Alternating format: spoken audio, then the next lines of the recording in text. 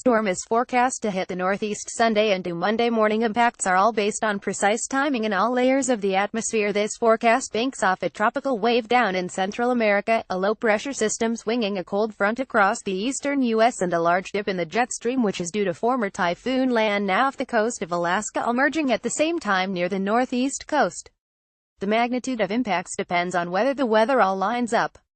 If these systems do all merge, and it's a big if, you may hear people begin to reference the perfect storm, a term used by meteorologists when everything in the atmosphere comes together just right for a storm to have dangerous conditions.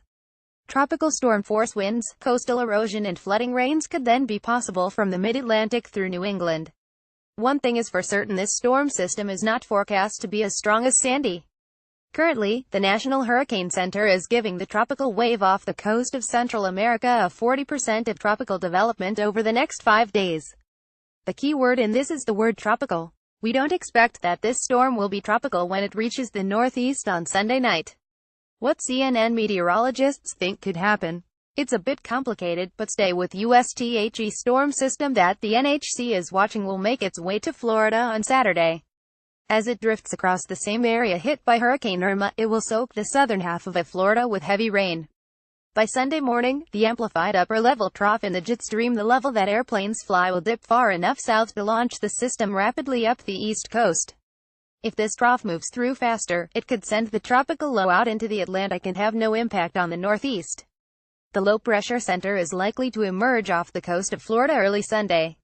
As it does, it will gather energy and strength from a few different places. The same upper-level system will aid in bringing with it what is called a jet streak, which simply means an area very confined, very fast winds. The storm will gather fuel from the warm ocean temperature in the Gulf Stream, and it will pick up speed from a weak point in the surface pattern.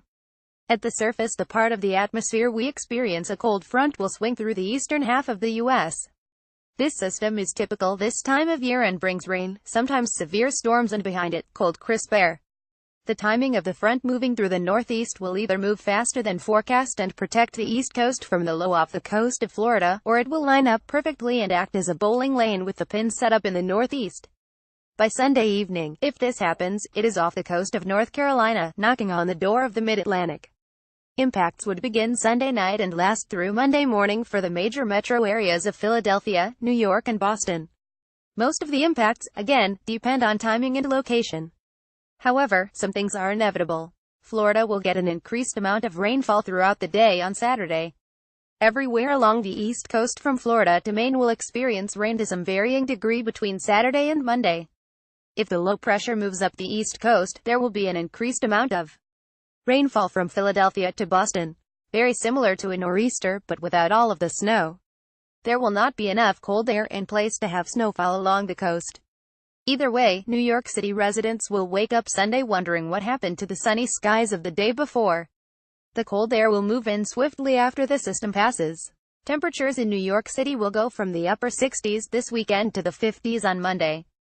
Gusty winds will move in with the front on Sunday, but the ferocity of the wind's speed is dependent on if the low tracks up the coast. There is still a ton of uncertainty with this system. We are, thankfully, nearing the end of a very active hurricane season. But winter is just around the corner. CNN meteorologists Monica Garrett and Taylor Ward contributed to this report.